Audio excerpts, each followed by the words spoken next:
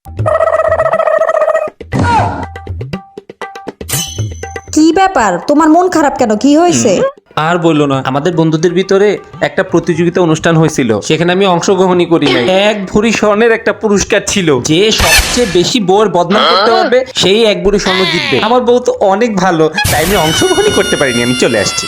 কি?